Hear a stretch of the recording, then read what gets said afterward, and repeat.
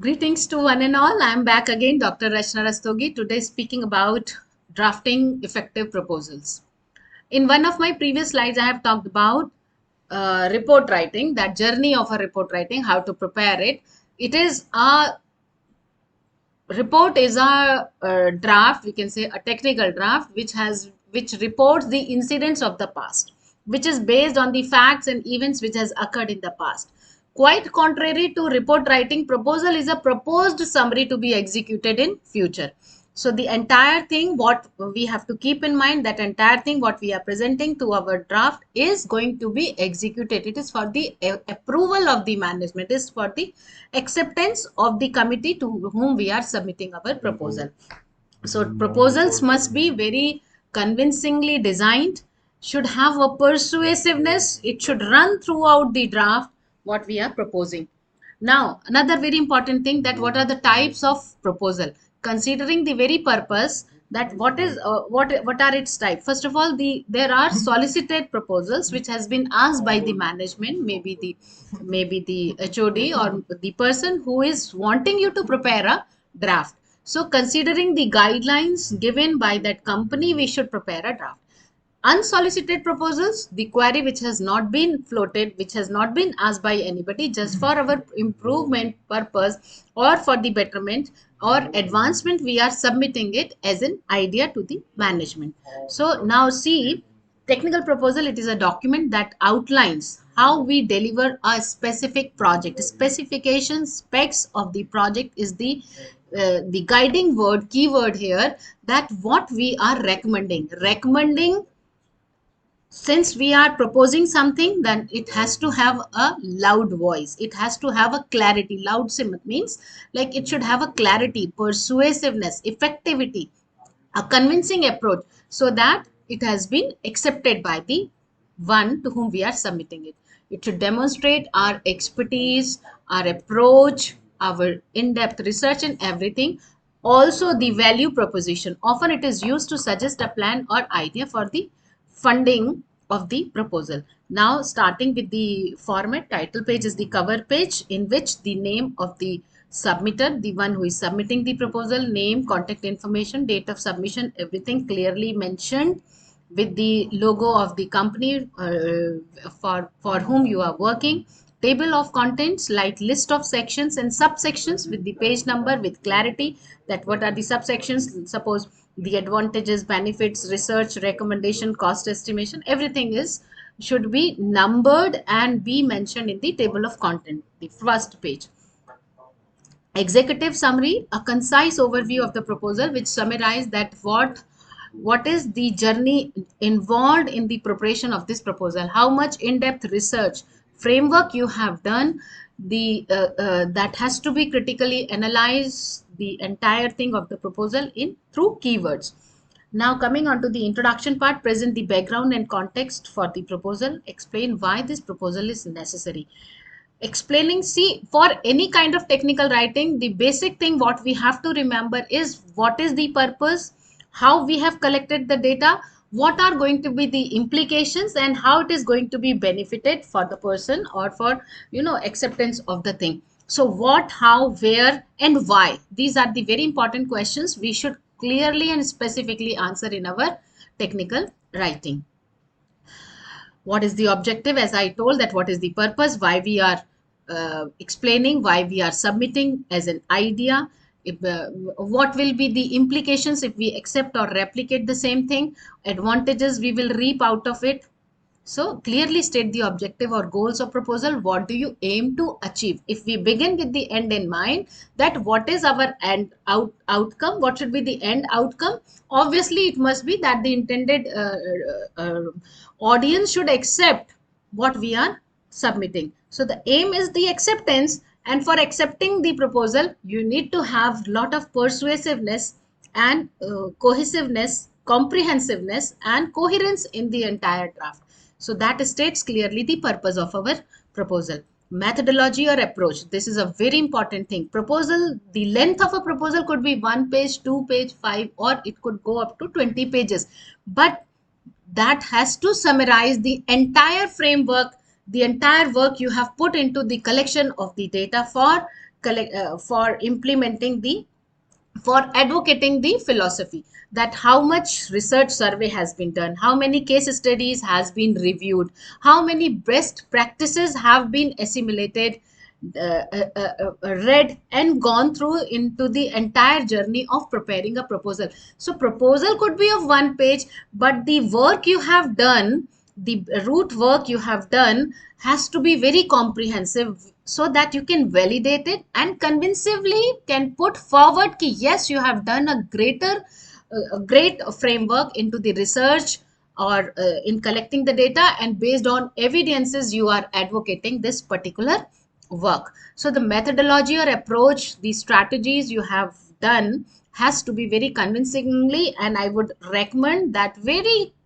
clearly should be indicated.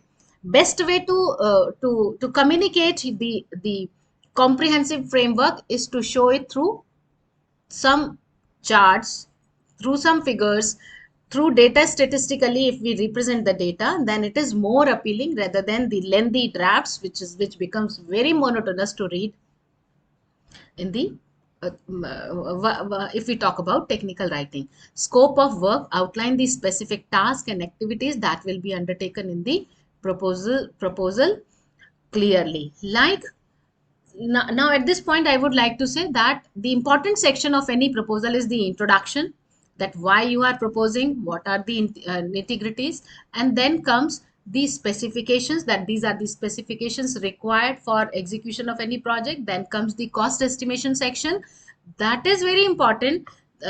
Like phase wise, what will be the requirements and how will you do the fulfillment of the all the requirements, and how much funding at what step is required. So cost estimation has to be in depth, like specifications wise, area wise, if it is certain utility you are talking about, give attention to the minutest information you are assimilating or submitting through your proposal. Don't ignore any of the nitty gritties. It is very important that how meticulously you have collected the data and clearly telling it in the scope of work. Timeline, and last is cost, time, how much time it will be required to accomplish the data. So time section is very important. Provide a timeline or a schedule for the project. Prepare Pareto diagram, prepare a timeliness chart, that after how much time it will be completed. Indicate key milestone chart preparing is very important, so that the deadlines can be explained in the beginning and stick to the deadlines later on. That is why I'm insisting also for the value proportion of a person who is submitting, that stick to the value. What you are telling should be ethically designed, should be ethical. Best practices are assimilated, but the entire framework has to be in detail given in the research work in the end appendix, that how you have collected the data. So ethically preparing a proposal is very important. Cost estimation, time completion, everything has to be morally judged.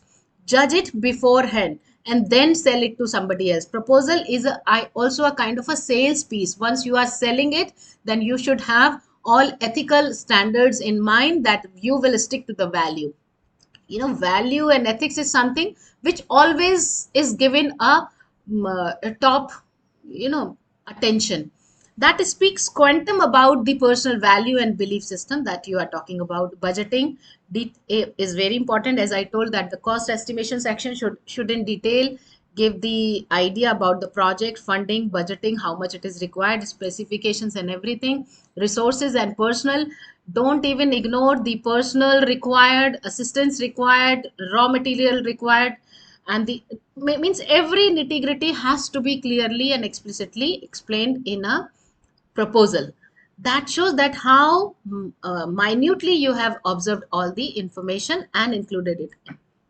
Risk assessment, that also speaks about that you have critically analyzed the feasibility and probability and the risk assessment or the crisis situation which may occur during the execution of the project. So identify those potential risks or challenges that may be encountered during the that could be there during the journey of its uh, formulation, and how to mitigate those crisis situation, that also to be given in the proposal. See, depending upon the kind of proposal we are preparing, herein depends the rest of the subsections: contingency planning and the best practices adopted by other companies. So depending upon the kind of project we are preparing, that depends. Expected outcome and deliverables: describe the expected results, outputs, and deliverables of the project clearly. That what will be the advantages, benefits we will reap, how much cost saving it is. Because in the cutthroat competition of today, it is very necessary to stay updated, and to come up with glorious colors, it is really required to to pay attention to that goal. So define a goal, try to achieve that goal, and have a perseverance with lot of effectivity to achieve that desired output which we are expressing through our project, through submitting through our project. Evaluate and measurement: explain how the success of the project will be measured and evaluated. Suggest a plan that in the implementation phase, what are the criterias, what are the standard specifications through which your project's success can be determined. So that also is a very important point, that measurables or indexing that can verify. It's like Six Sigma rating is given, sometimes Kaizen practices are involved. So these are certain things which validates your proposal, that how much effort fully you have prepared it. Now coming on to the last conclusion: summarize the key points and restate the importance of the proposal, that what benefits company would be reaping, what benefits students will be accomplishing after the completion of the project. Appendix: that includes any additional document or material that supports the entire proposal, such as resume, letter or support, letters in support, charts, surveys, diagrams, pie charts, research surveys, data handling. Everything has to be appended in the end in a crisp format, so that you can clearly the person can clearly go through that yes, this much effort has been done into the journey of preparing a proposal. Include a list of citations, journals you have recommended, best practices you have recommended, case studies you have taken from the companies with the permission of the what I should say, the proprietor.